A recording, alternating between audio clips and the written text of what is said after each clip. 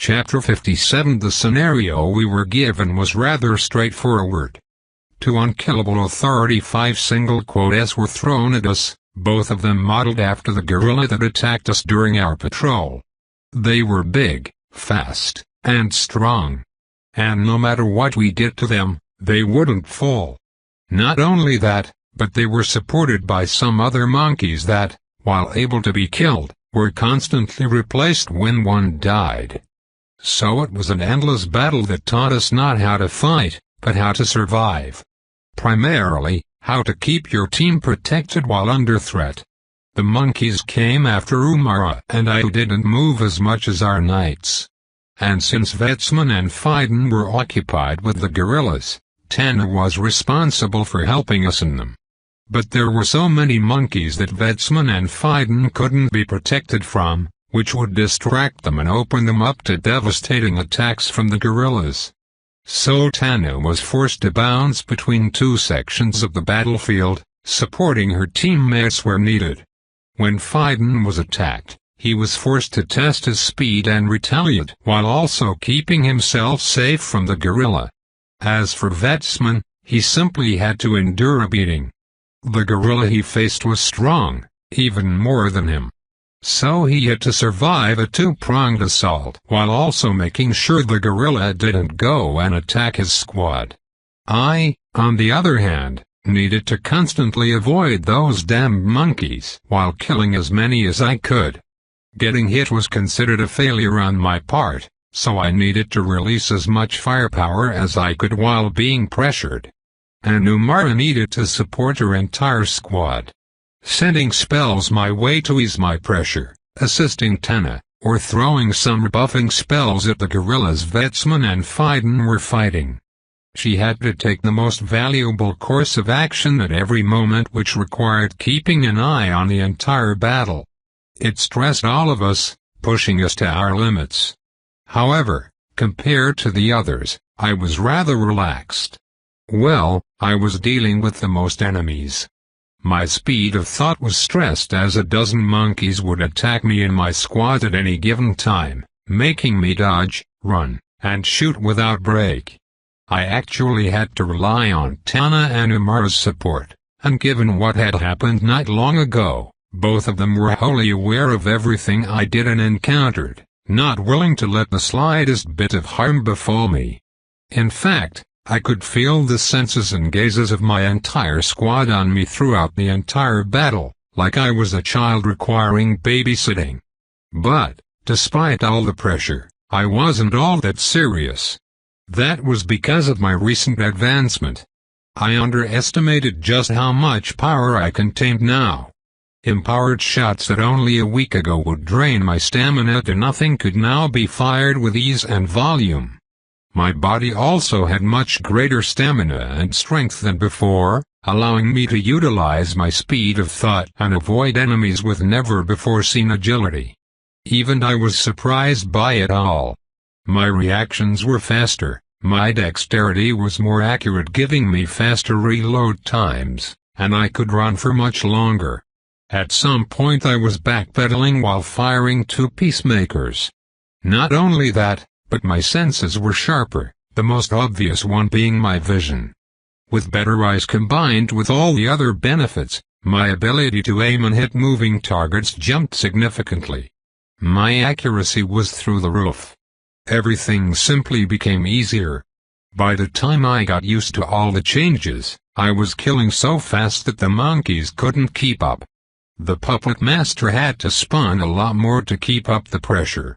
My only regret, however, was how I hadn't actually fully completed my advancement. The dimension for my fourth authority had yet to be opened. Technically I could do it whenever I wanted so long as I had all my energy. But I had been so preoccupied with Umara that I had forgotten. I was making out instead of finding some new guns to commune with. The horny was getting in the way of productivity. I made a note to fix that tonight. Since when did you advance? Since 2 days ago. I responded after arriving back at the outpost where the puppet master was waiting. The rest of my squad was on the floor. The knights were fighting for every particle of air they could get while Umara looked like she had been drained of all her spirit. While I was also tired, I was definitely doing better than them. The puppet master grumbled. "You ruined my plans to kick your ass into shape. But whatever. It seems your advancement was rather significant. I've never seen you perform so well, and from a cursory glance, your psychic capacity has increased by a magnitude. For an Authority 4, you're exceptionally powerful. I've only seen Authority 6 summoners who can match you in terms of sheer power. Thank you. Millimeters, just don't let it get to your head. Summoners are considered weak for a reason. You're on par with the rest of your squad now, but your defenses still can't compare. If I were you, I would be trying to find something that can help protect you a bit more. Go talk to Maxwell about that." "I will." I nodded seriously. My coat was great, but it couldn't protect my head or hands. So long as I wore it right, which I hadn't been before, I also shouldn't have to worry about my torso or most of my legs being hurt. I needed to find something to keep my head safe. As for my hands, I didn't think I actually needed to worry that much about them. The only reason I had lost a few fingers last time was because I was using my arms and hands to defend my head against the monkey. If I didn't need to do that, they would be safer. Not only that, but Rayla's gloves, which I still continued to wear, were shockingly tough. I only lost my fingers at the point the fingerless gloves no longer covered, which was just below the first knuckle. Other than that, the rest of my hands didn't have a single injury. So the gloves did their job. As for the risk of my fingers not being covered, sometimes, style was a bit more important than safety.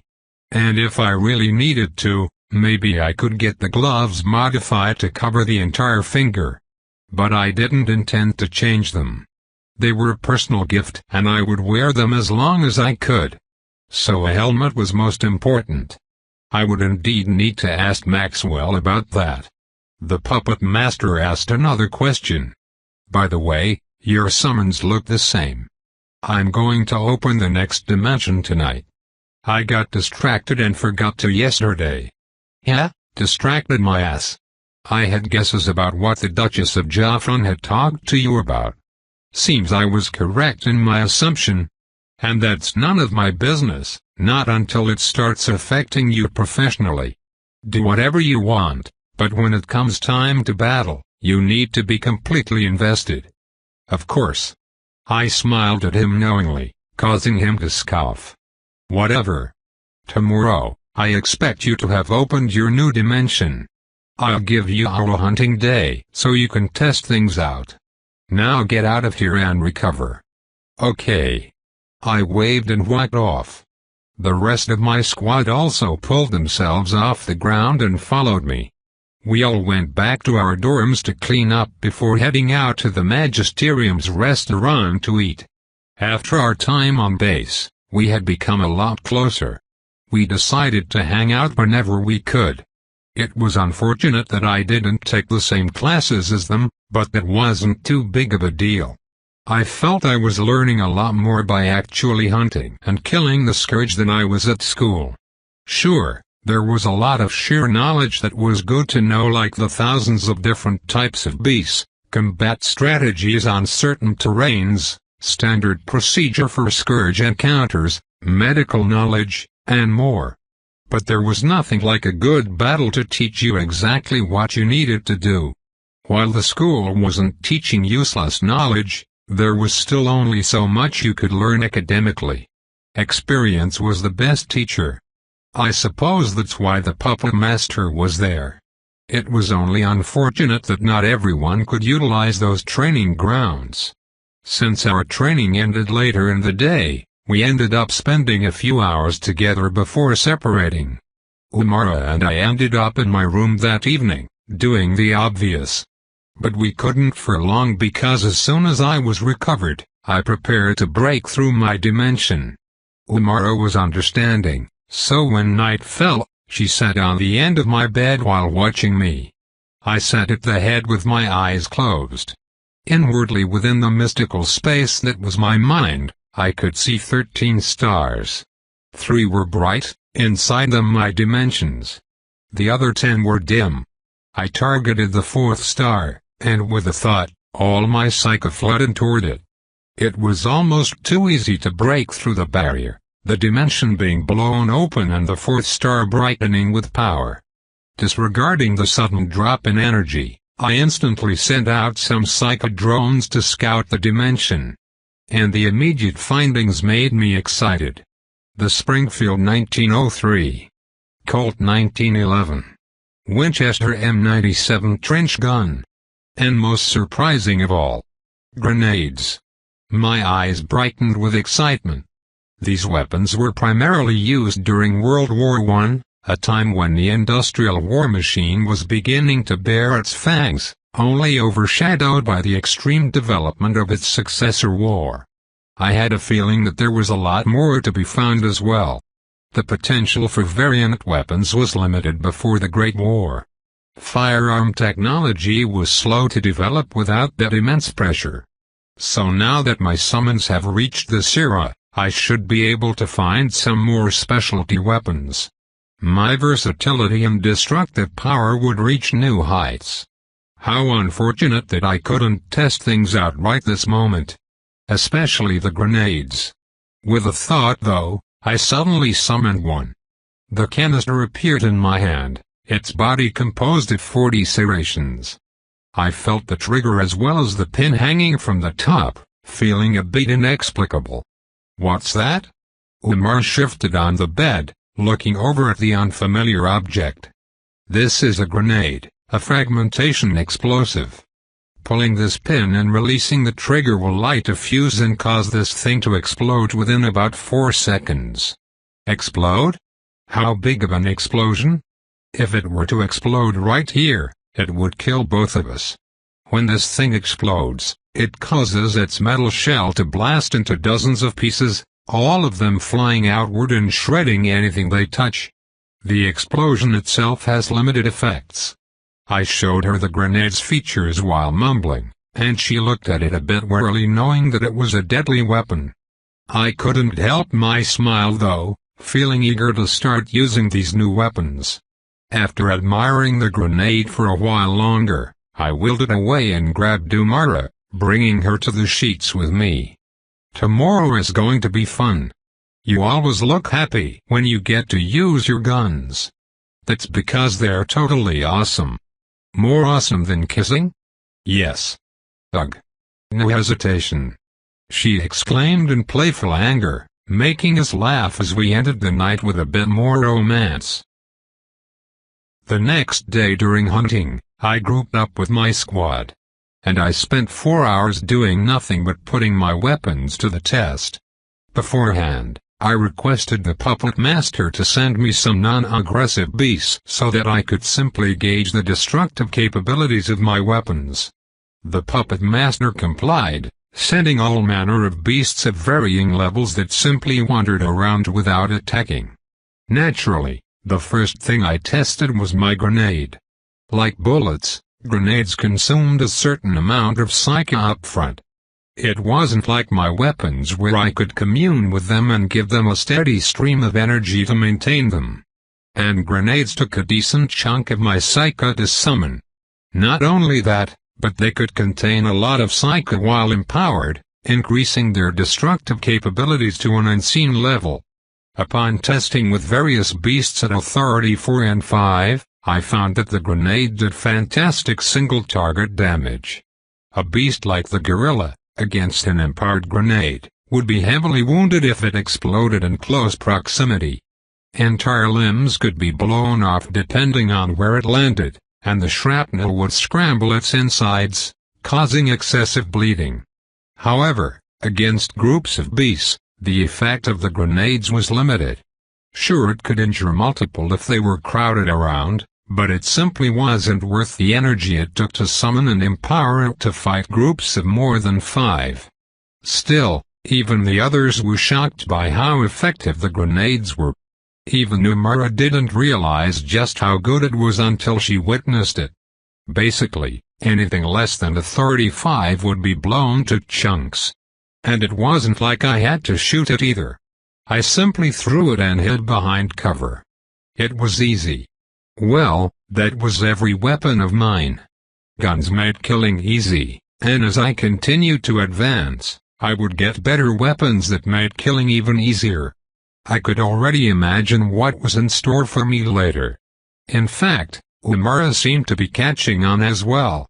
With each of my authorities, my guns evolved. She seemed to be able to see that to some extent, even though she didn't really know how they worked. After working with the grenades for a while, I went and summoned some of the other standard weapons. The most important guns I found were the Springfield rifle, the trench gun, and the Colt 1911 semi-automatic pistol. The Springfield 1903 was a bolt-action rifle with a 5-round built-in magazine. Using loading clips, you could easily load 5 rounds into the magazine. The rifle was chambered in .30-06, which while lighter than the .57-70 government that I currently used with my Remington Lee, was also more reliable at distances around 300 meters. The heavier .45-70 would slope downward significantly beyond 100 meters, whereas the .30-06 had a much flatter firing angle at the same distances. Not only that, but where the .45-70 would lose its velocity and deliver less force, the .30-06 would retain a significant amount of its initial force even up to 300 meters. So for distance targets, it was the better choice. Not that it was a slouch with close-range targets. With the magazine, the Springfield could inherently shoot more rounds per minute than the Remington Lee, which was perhaps the most important aspect I had to worry about. The only issue was the lack of a scope on the Springfield, but it still had iron sight which, within 200 meters, was technically sufficient. Not to mention that I was often shooting large beasts anyway, not humans, making long-range shooting easy. Perhaps my favorite gun out of the lineup though was the trench gun. This shotgun was a tube-fed pump-action system, like normal shotguns. However, this shotgun had a notorious reputation due to its slam-fire receiver. This meant that, if I held down the trigger, I could fire the weapon by pumping the shotgun slide. This gave it the ability to fire off shells at an alarming speed, only limited by how fast I was and how many shells were in the tube. The weapon was so dreaded that historically, when Americans got their hands on this weapon during the trench warfare of WW1, Germans were so scared of its use that they formally bitched about it and attempted to outlaw its use. Naturally, their protests and threats were met with nothing but scorn and derision. The hypocrites who threatened to execute anyone found with a gun yet continued to use poison gas and flamethrowers lost their balls and could only cry about it. And so the trench gun became a staple of the American war machine, a weapon so terrifyingly effective that all those during its era feared the very mention of it, almost as much as the man behind it. To say that I wasn't excited to hold this sexy steel babe of a weapon would be nothing but bullshit. When it first appeared in my hands, I couldn't help myself and ended up kissing it on the receiver. Twice. I tried to not notice Amara's weird gaze as I took out the last weapon. The Colt 1911. Created by John Moses Browning, as many of the greatest weapons were, the 1911 pistol is one of the most iconic weapons ever made right next to the Colt revolvers of the Wild West and some more modern rifles like the AR-15. Chambered in .45 ACP, this magazine-fed pistol was America's standard-issue sidearm for over 7 decades. And even after it was replaced by the posh Beretta M9, it remained so popular that it continued to be used across all fields into the 21st century. Upon equipping this weapon, despite Umara's warning days, I still kissed it. The others also found it weird, but I couldn't expect them to understand the significance of this legendary weapon. Otherwise, they would be kissing it too. Besides those primary weapons, I couldn't find anything else noteworthy without first digging deeper into the dimension, which would take time. And so, I spent all day training with my new toys that only increased my ability to kill faster. I was sure that during the next trip we went on, I would be able to perform even better than previously. Chapter 58. After our day of hunting, my schedule went back to normal. We had 3 weeks until the next trip out to another military base.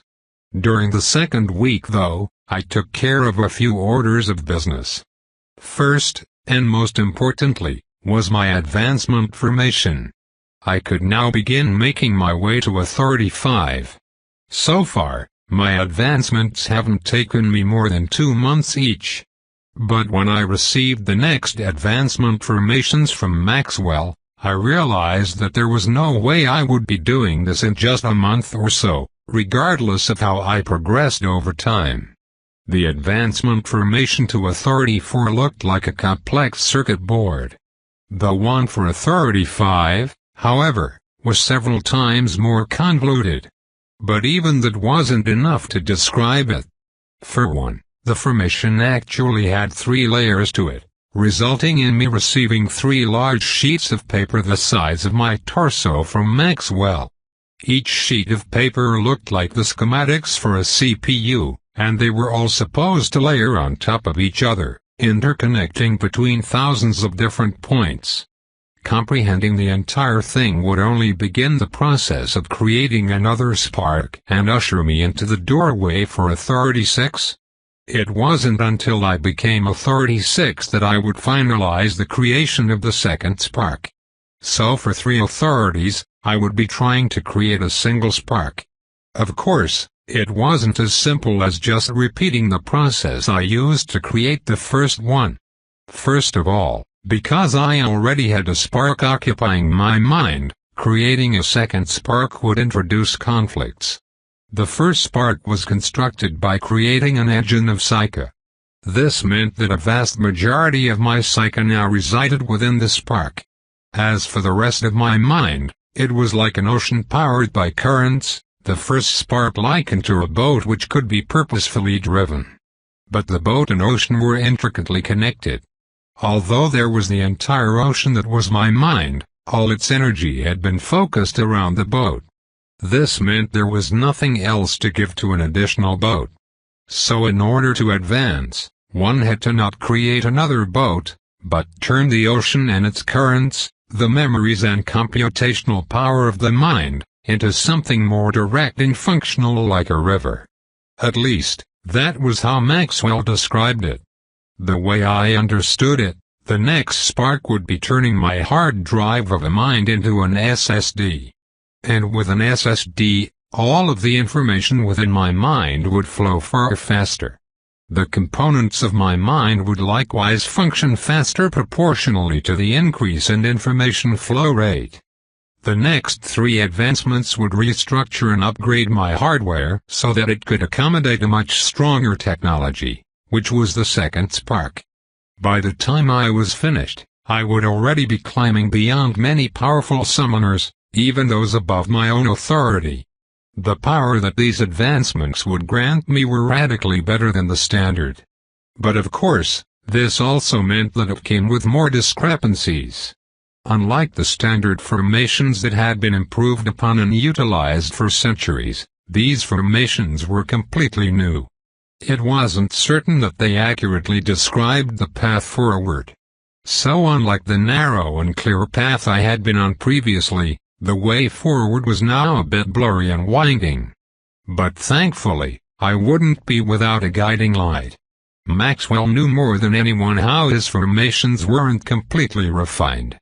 Although he had been working on them for decades and he wielded a mind that I couldn't even fathom the power of, there may still be some small errors or inconsistencies. While I would be on my own for the most part, simply trying to comprehend things in the first place, he offered me help should I absolutely need it. If there was a part of the formation that simply didn't feel right no matter what angle I took it from, then he would give me advice and explain things. Not only that, but he told me that even without him, There was only so far off the path I could go before nature itself stopped me. Advancements were by no means a mistake or man-made creations.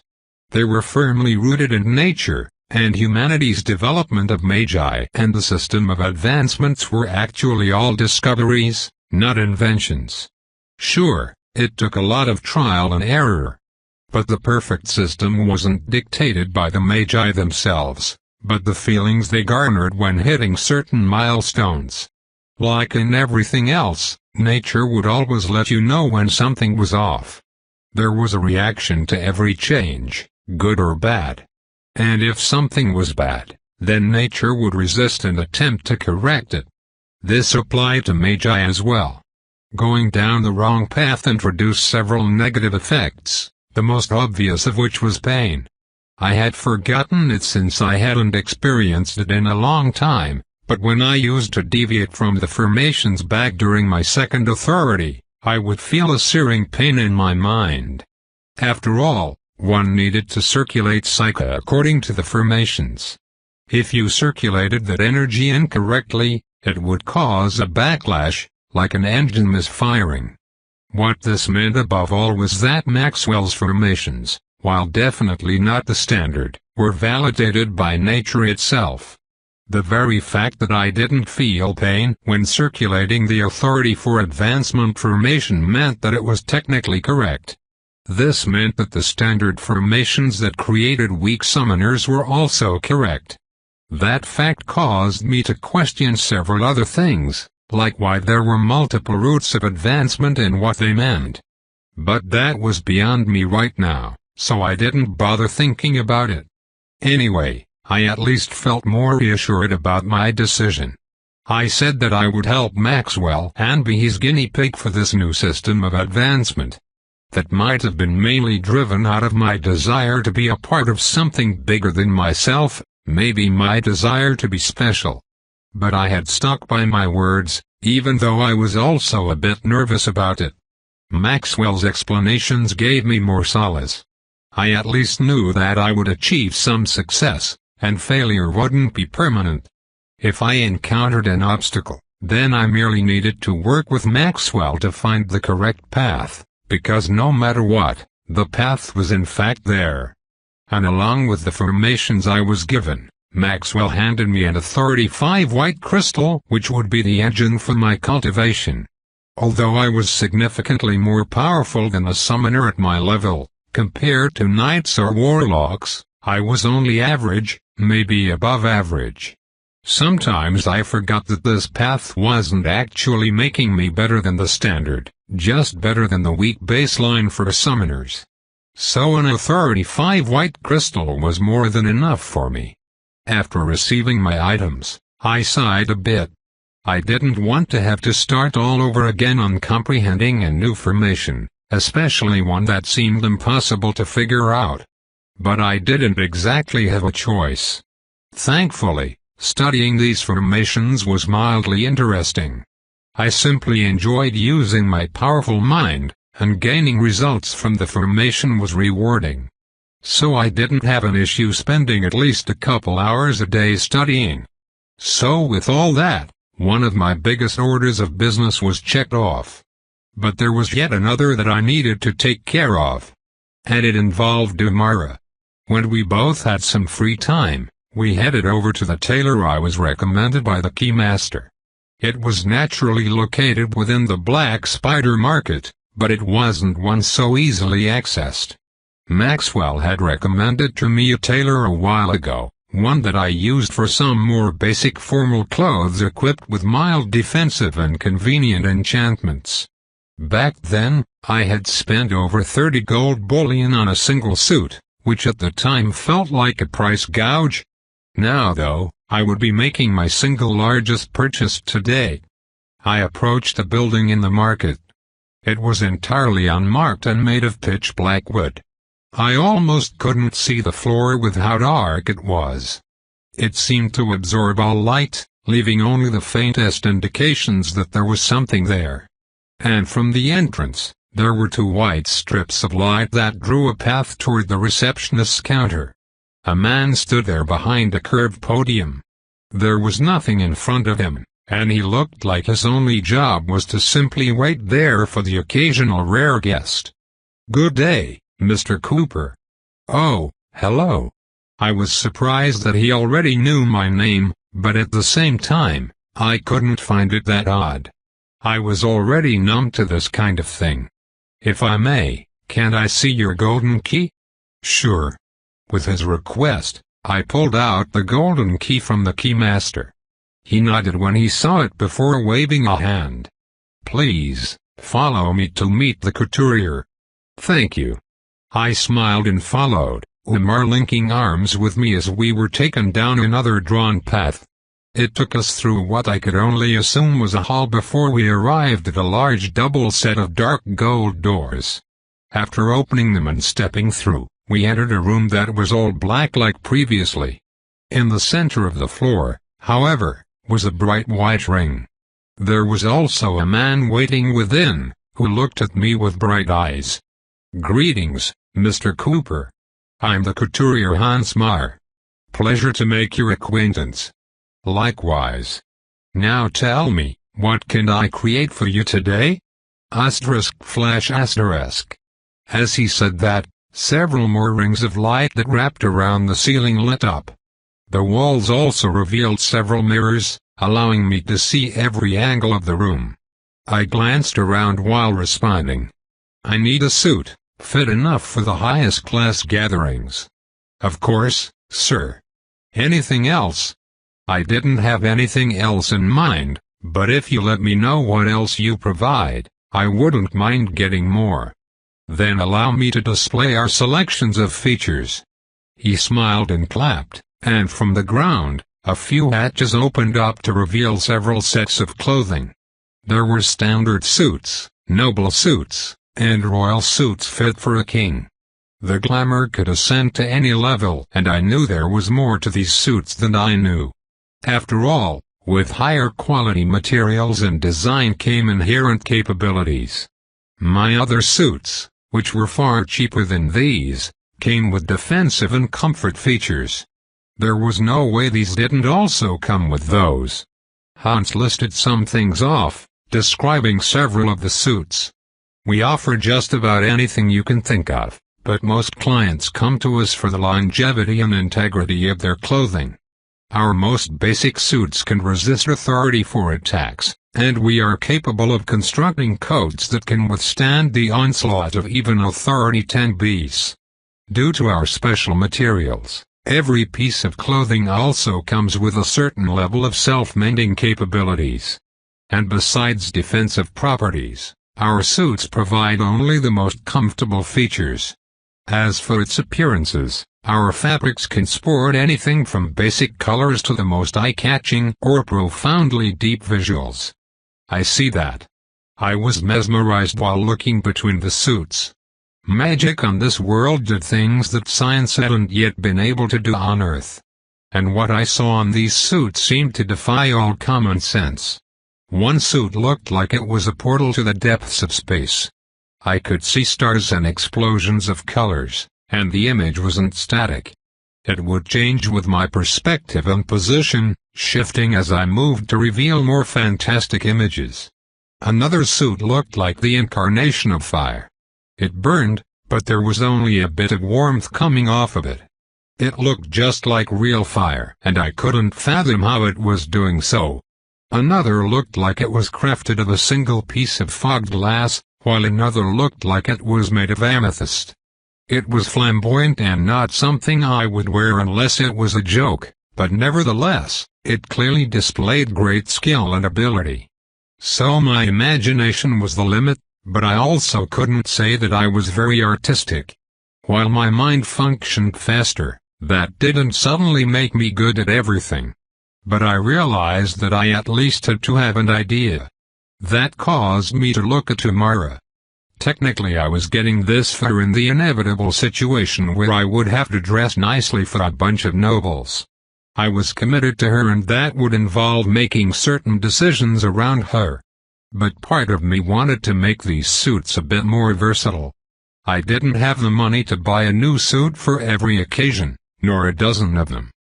so I thought about it for a bit before pointing at one of the more basic suits. I need something that can fit multiple occasions, not just a single party. Ah, so we seek versatility. Worry not, Mr. Cooper, the suit you take away from this place won't be worn but once. Our selections come with the ability to change certain aspects of their visuals. For now, how about you give me a selection of colors? I will design 4 different suits, and you can tell me how you like them. Alright. Let's go with black, purple, red, and gold. Understood. Give me a moment. With his smile, all the suits in front of me disappeared. Then, 4 blank suits took their place.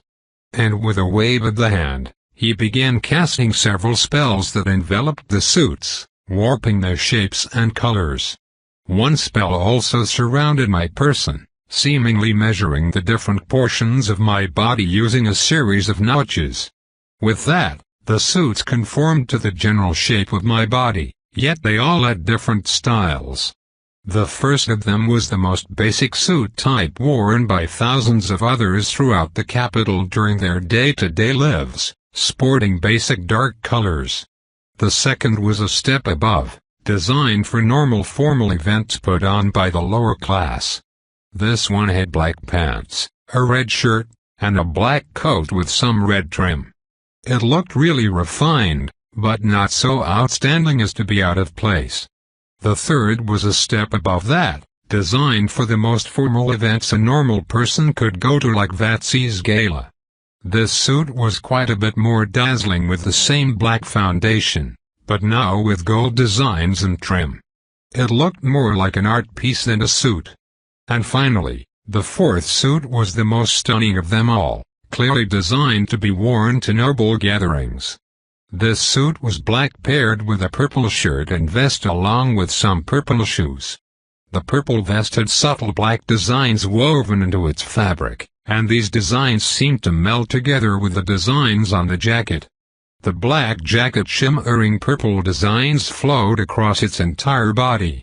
But despite being obvious, the designs weren't overwhelming or showy. Only when looking closer at the suit would you be able to appreciate its intricacy. Not only that, but inlaid into the entire design was thin golden lace. However, this golden lace couldn't be seen under normal circumstances. If you weren't looking directly at the suit, you wouldn't be able to see it.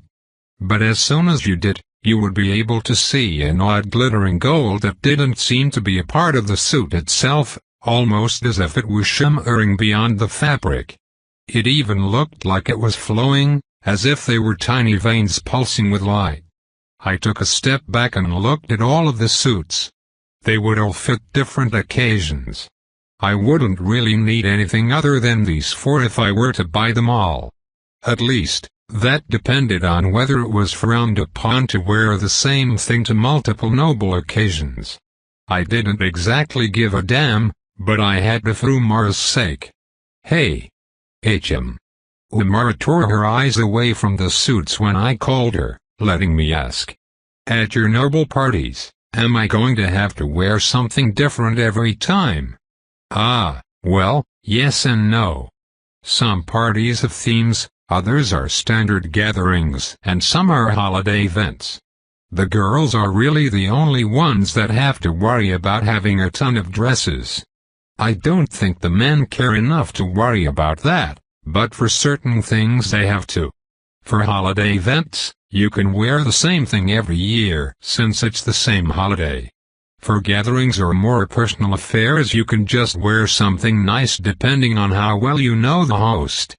But for the biggest events like the annual King's Court Ball, nothing but the best is required, and all the girls and most of the men have something new every year.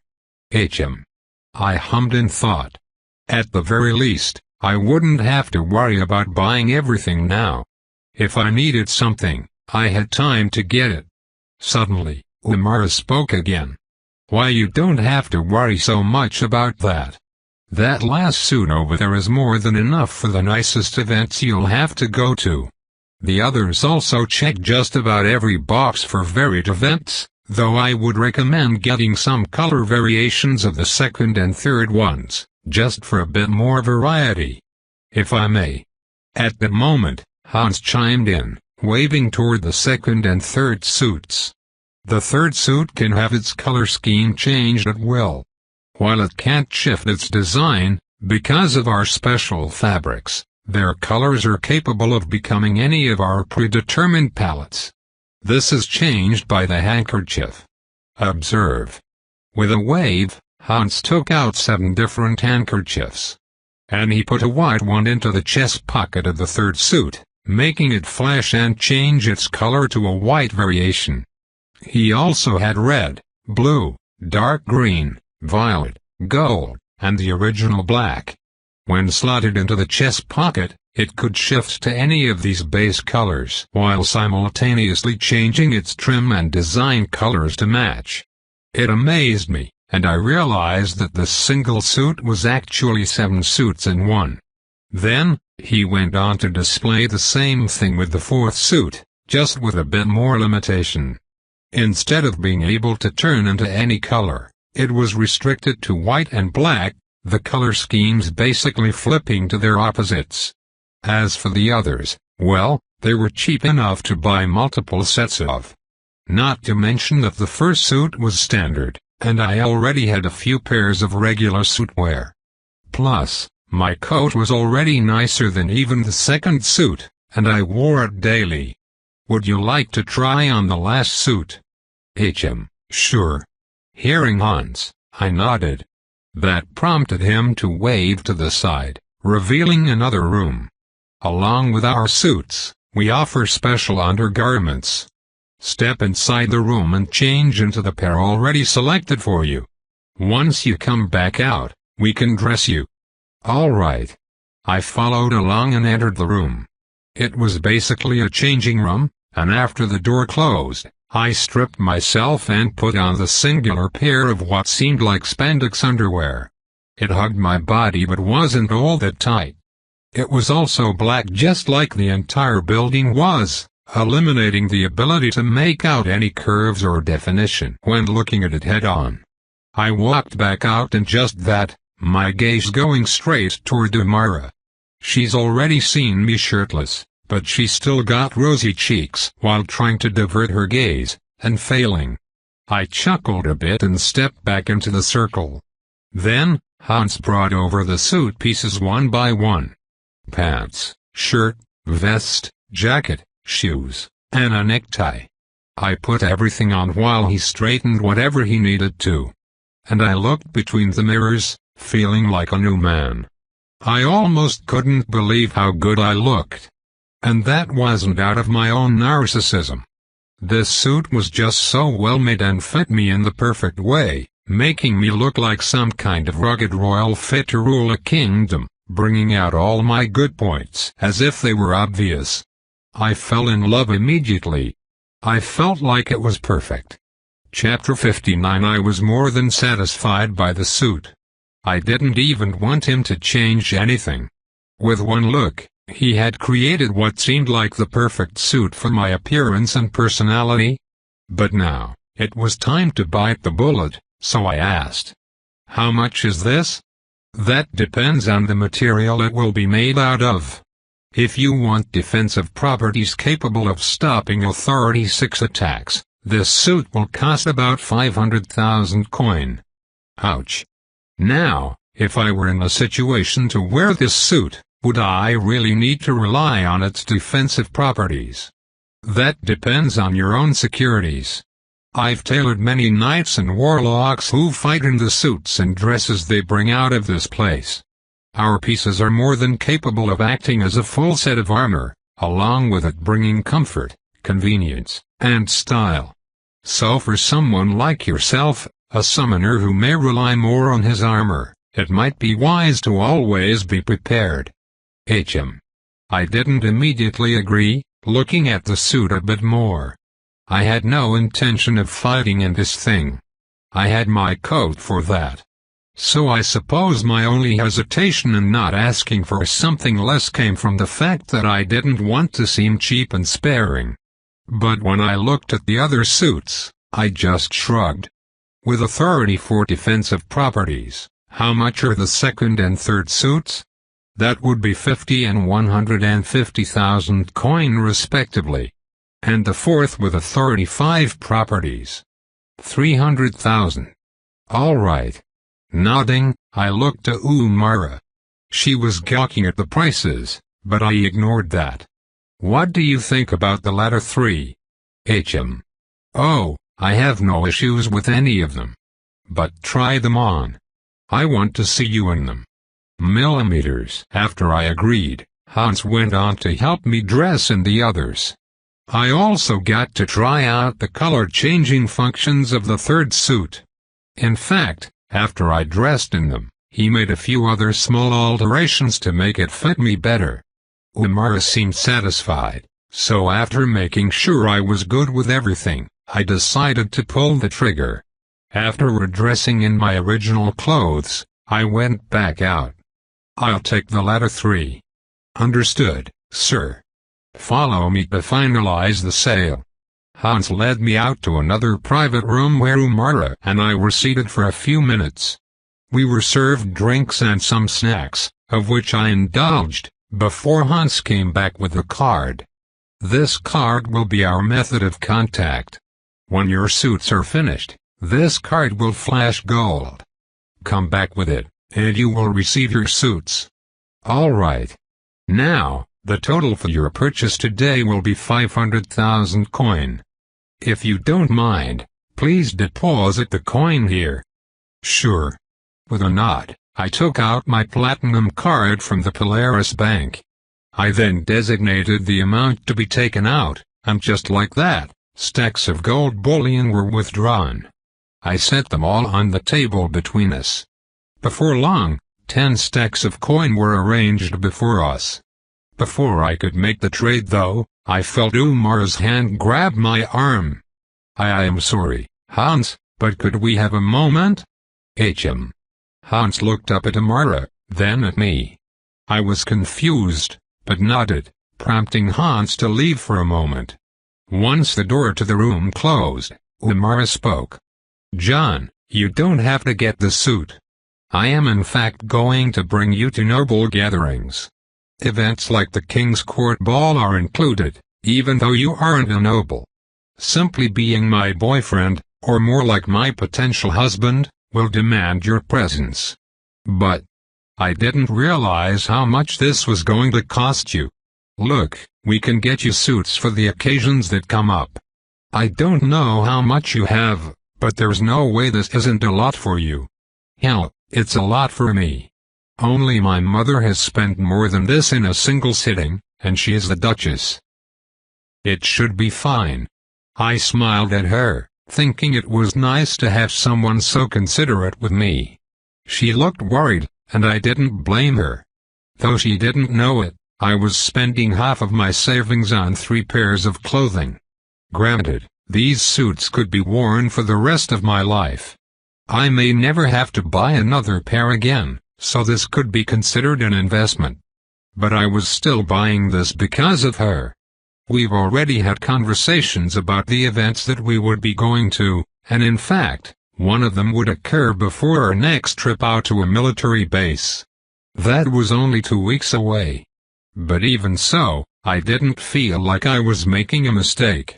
If I had done something like this on Earth, people would think that I was moving way too fast with this girl and couldn't think straight.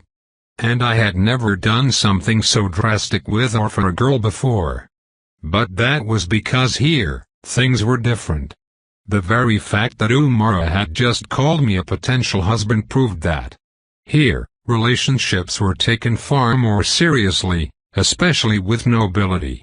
Hell, throughout history on Earth, it was also like that. Chastity and exclusivity were a given. People got married before or during their 20s, and there was hardly any such thing as a divorce since keeping the family together was more important than anything else. Umara had also spoken to me about many of the noble customs and unwritten rules. I wanted to learn since I was getting involved, and basically, every relationship was a big deal. It represented new alliances, shifts in power structures, and the ushering of a new generation of powerful children. And it was especially taboo to break commitments. Marriages were always final, divorce was unheard of, and to have sex and break up would ruin the reputation and prospects of the involved parties, including the parents. So no relationship was started casually, and it sure as hell wasn't advanced easily either. Every step forward took very careful consideration and would come with an increasing amount of strings and consequences. What this told me is that Amara was taking me very seriously. I was her potential husband even though we had only been on a single date and had been cuddly for a month. While she was taking a lot of unseen pressure, she was still moving forward with me. And all I was doing was enjoying her. So I saw this as an opportunity. I was investing in both high-class garments as well as her. Because I too took her seriously. Besides, I was never that afraid of spending money. If I knew that I could handle the expenditure, I didn't hesitate much. And just because I was spending a large chunk of my savings didn't mean I couldn't handle it. I sat there for a little while looking at Amara. Her slightly pale but beautiful face, her worried purple eyes, her ashy gray hair slipped in front of her shoulder. I remembered how gorgeous she was in that purple dress during the date, how she stunned me into silence and made me look apart. And I decided that I should be more than capable of matching her. That was a matter of principle. I smiled at her, taking her hand into my own. It'll be fine. There's no reason I shouldn't be wearing them at some point, right? Right. But it's still 500,000 coin for some suits. You could use it for so many other things, like armor to protect yourself. That's true, but it's not like I'm going broke with this purchase. You want to know how much I have? She didn't answer, probably because she didn't want to pry into something personal. I could already tell that, despite being the daughter of a duchess, she was money shy. So I brought out my bank card, tapping it a few times and showing her the amount within my account even after withdrawing so much. Her eyes widened. 530,446? That was how much coin I had stored. What I had taken out was actually a bit less than half of my savings, though not by much.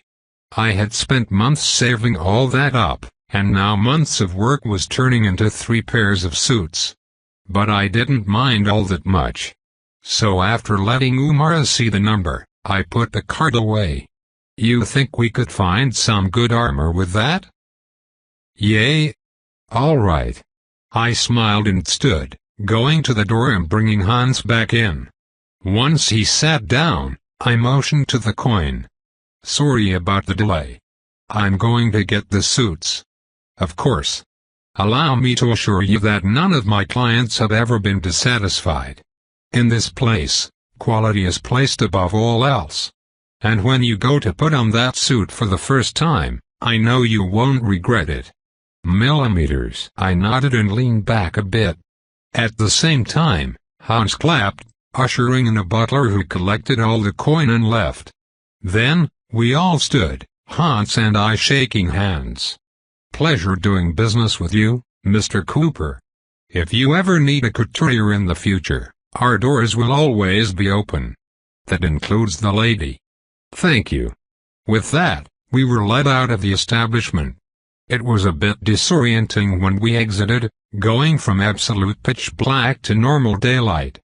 And once outside, I pulled Umara in and kissed her. Her mouth opened, letting me in for a deep kiss that lasted only 2 seconds before I pulled away. She looked at me, shocked and embarrassed. Why? I just wanted to. Come on, we still got the whole day left. Good for a date. Okay. She smiled and linked arms with me as we took a stroll through the market. When morning of the next day came, I woke up a bit early and left the magisterium. I decided to stop by a certain apartment. I arrived just as the sun began to rise above the horizon, making the sky a faint blue, like beginning to wash away the fatigue of the night. And I waited outside the door. I seemed to have good timing, because not long later, Rayla appeared. She stiffened a bit when she saw me, but I just smiled and waved. Hey! Hey! What an unexpected surprise. Well, I haven't heard from you in almost 2 weeks. I thought I should check in. She was silent, standing there for a second before walking over and unlocking her door. We both walked into the dark apartment. I couldn't help but feel nostalgic as I looked around. It seemed the same, but it felt like I had last visited years ago. The first thing that caught my eye, though, were the 6 empty wine bottles sitting on her counter. It made me sigh. I knew she hadn't taken it that well. Sorry about the mess. It's fine. How's work been? Well, same as always. Although exciting, things don't exactly change much. Though, I've picked up a few jobs in the trenches. Seriously, I don't know how you managed all that time working there. I feel sick just thinking about that place. I can't say I had much choice. I guess I just because a bit numb to it after a little while. Millimeters. So, what brings you by? She asked while taking out another bottle of wine, popping the cork and pouring 2 glasses. I nodded when she handed me one, taking a sip before speaking. I wanted to ask, though I didn't expect things to go that way. What do you think of Umara? Her. She seems nice, but I was surprised to hear that you were dating the daughter of Duchess Hilaria. I suppose I can only say that I'm impressed. Still, being her boyfriend will come with its difficulties. Yay, it will. Things are calm now, but we're going to be attending a certain event soon. I've been told that it'll stir things up. Oh. What event? Her red eyes glanced at me curiously. It has something to do with the magisterium. Basically it's a gathering of the noble students in the 4th year. I'm not exactly sure what its purpose is other than to socialize, but regardless, Umara and I will be appearing in an official capacity, which is apparently a big deal. I can imagine.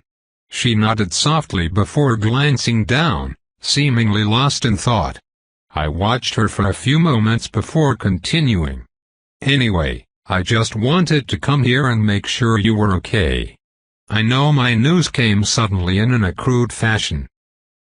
Why wouldn't I be okay? I didn't respond to that, watching as she lifted her gaze and gave me the slightest smile. Why wouldn't she be okay? We both knew exactly why she wouldn't be, and it was obvious she wasn't.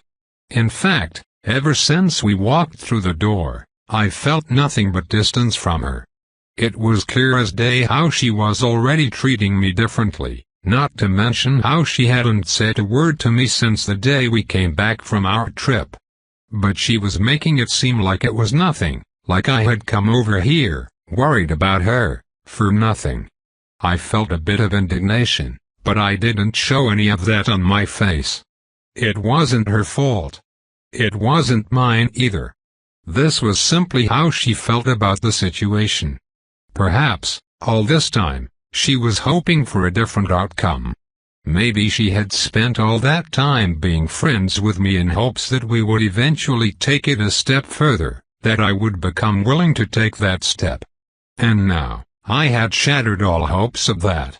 I made it clear that we wouldn't go beyond anything other than good friends, and she was upset. For a while I stood there, processing a lot of different things, mainly about why I hadn't chosen her. Her trauma, the depressive atmosphere, our radically different paths in life, and how they would only continue to diverge until we stood in 2 entirely different worlds. For the foreseeable future, I would be fighting the scourge, whether it was at the magisterium or in the military. In my mind, I was prepared to be doing this for the next decade until I could reach whatever limits my talent had before retiring and perhaps working with Sun. And Rayla would continue to remain in the capital at Divine Distribution, delivering packages and making tons of money until she finally decided to get a home and retire for good. Even if I wanted to, making our relationship work would be extremely difficult.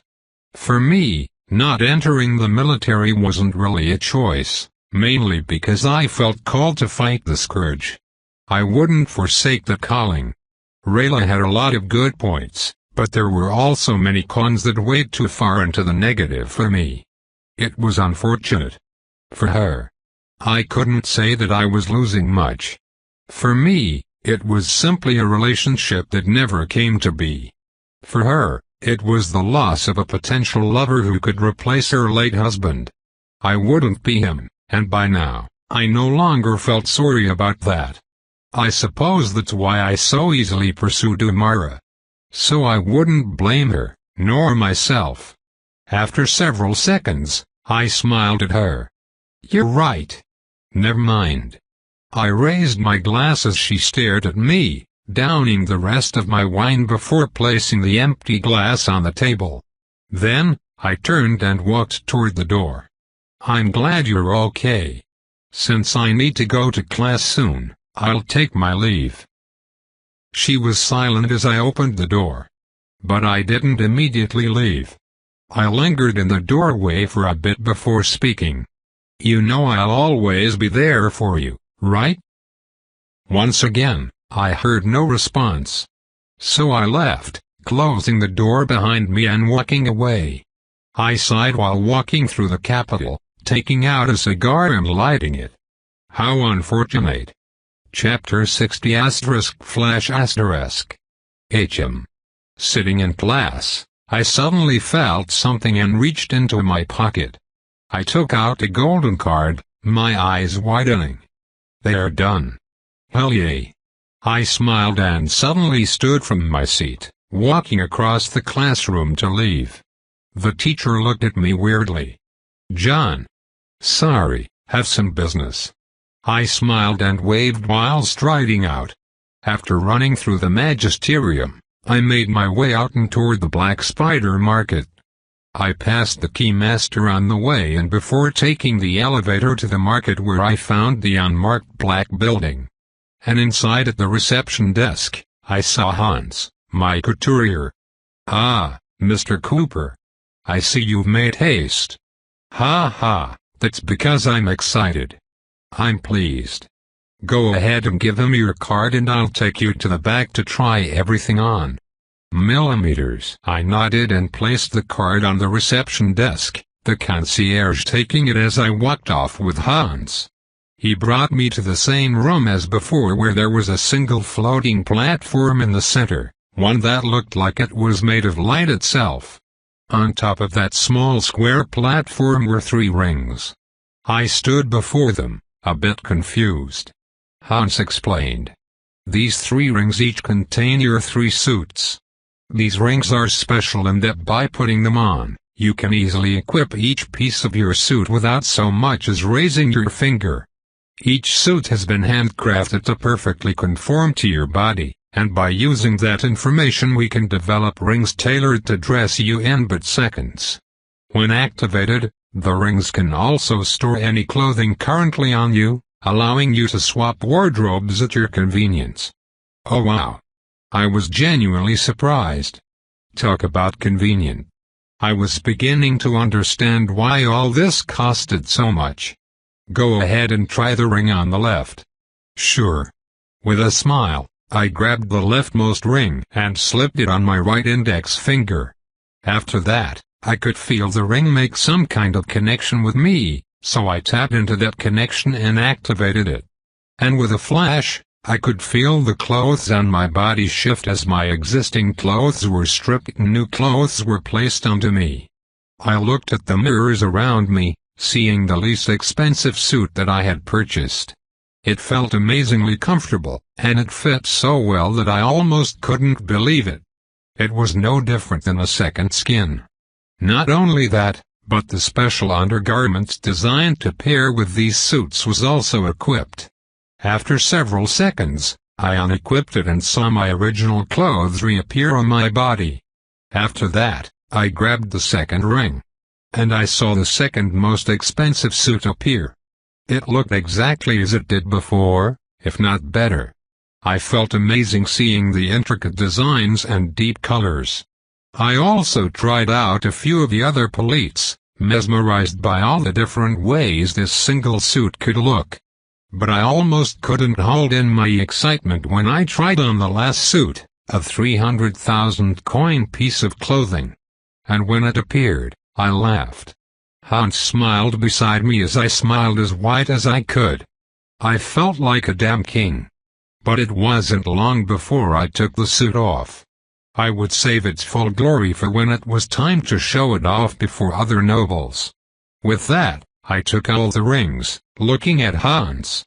"Thank you, sir. I'm completely satisfied. You honor me. Just remember that those rings are capable of being stored within your spatial sack." Oh, even better. With surprise, I threw the rings into my spatial band eternally sitting on my arm.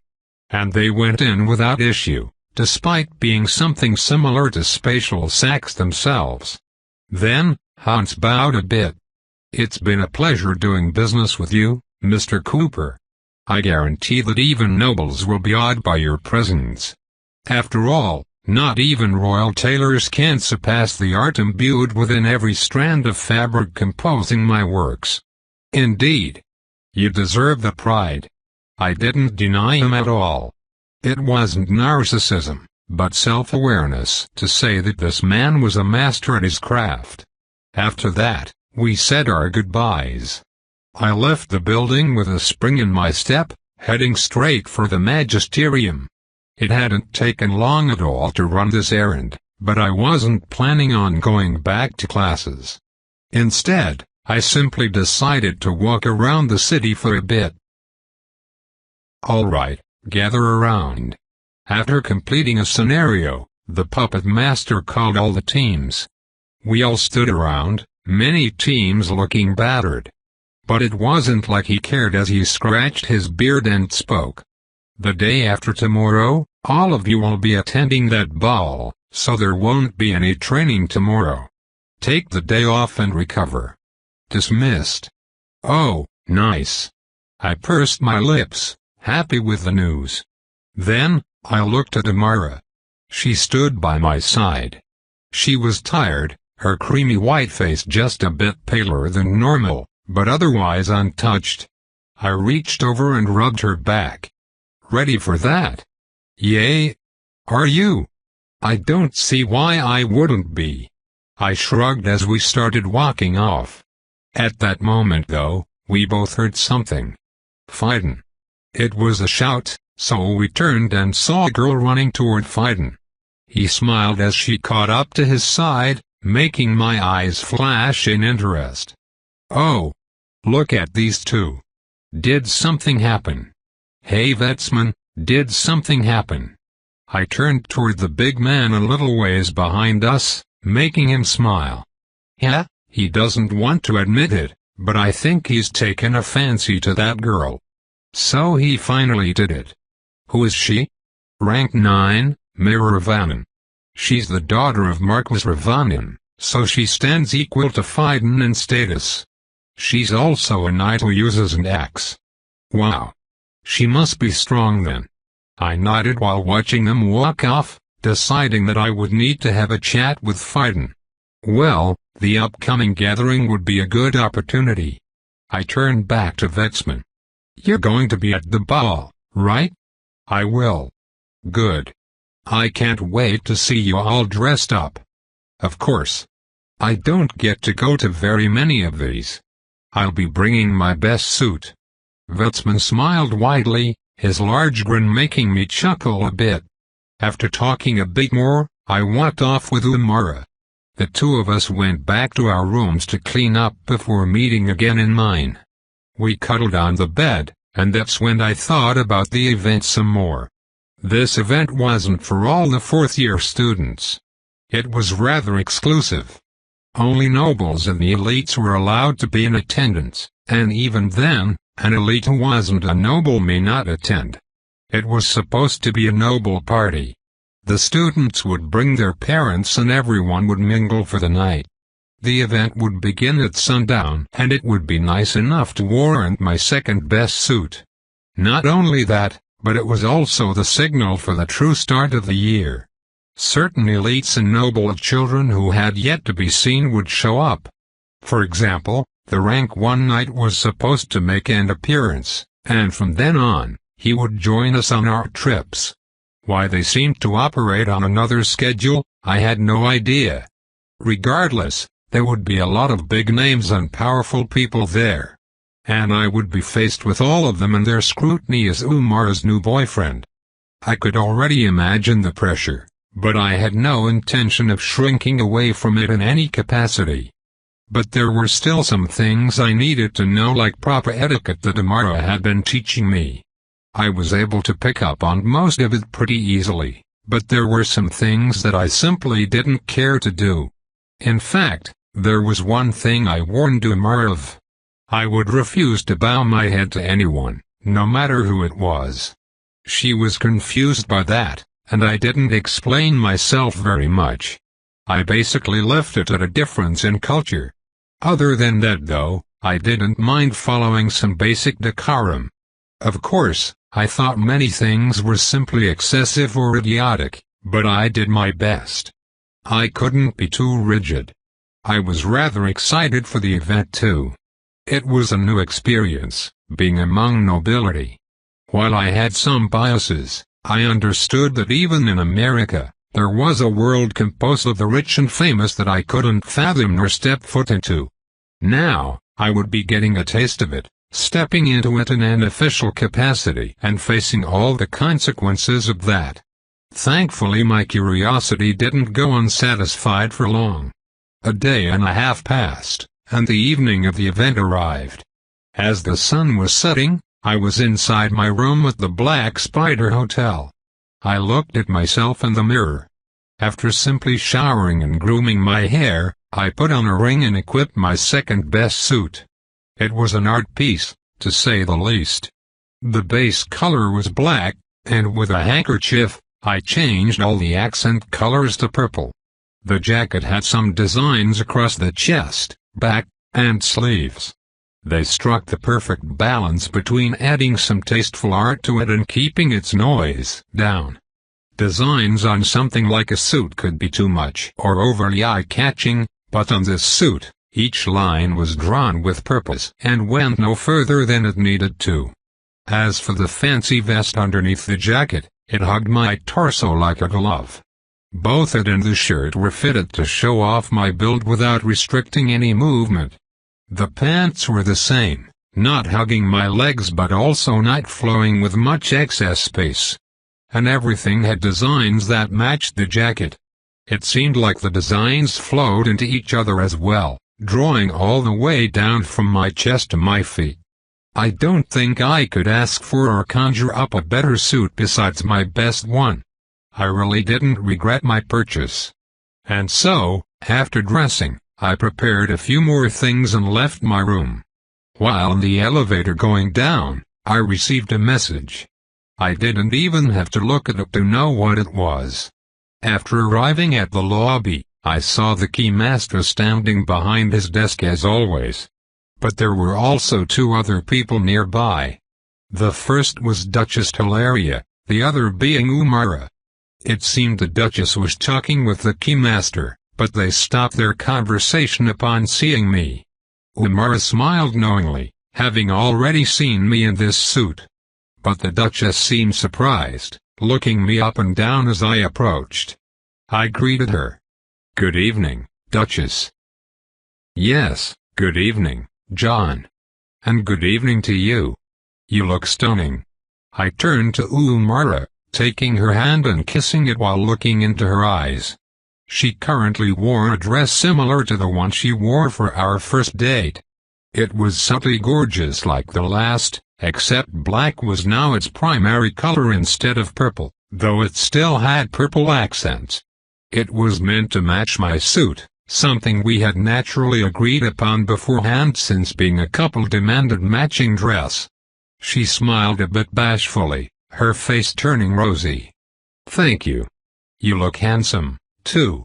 Now I feel like the underdressed one. You can't say that when you'll still be catching all the eyes." Ahem. I lifted my head when I heard the Duchess' interruption. She looked at me with a smirk. "I see you found a good couturier. How much did it cost you?" "Just the suit was 150,000 coin, and it isn't even the best." "I see.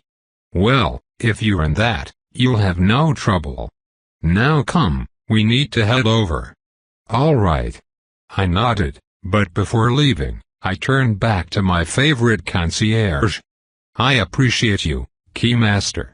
You have a good night." "Likewise, John. Enjoy your night." He gave me a wave as I left with the Duchess, and faintly I could feel her watching us in the corner of her eye.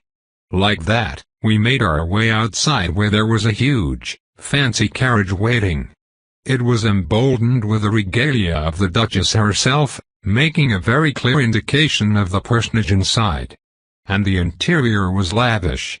Upon entry, I sat on one side with Umara while the Duchess sat on the other side across from us. It was large enough to fit 2 couches and still have plenty of legroom. She stared at us with a small smile, embarrassing Umara a bit. But I could also feel how Umara stood her ground, not shrinking back or hiding from it. In fact, since I saw her in the lobby, I could feel the confidence and sense of nobility she gave off. Tonight, she wouldn't be allowed to show any kind of shame or embarrassment. There was no room for weakness, and I had to match her. Not that I needed to be told. Regardless of her presence, I would never carry myself as anything less than the best. I didn't give a damn what anyone else thought of me, and they would know that. This was simply what we had to do, because although I didn't like it, our relationship was subject to public opinion. The degree at which it affected us was up to the Duchess, but if we didn't show her that we were serious, she may step in. Technically, there was absolutely nothing stopping her from ending our relationship whenever she wanted. It was only her respect for her daughter's choices and her opinion of me that was keeping her at bay. But if either of those things went away, then we were done. This was all stuff that Umara and I had discussed. Honestly though, I quite liked the challenge. It made things fun and exciting. I liked how cute Umara looked too, heading to the event as if about to declare war. And soon, we arrived at the venue. The mansion of Duke Yatrokarian, the president of the Magisterium. Tobe continued.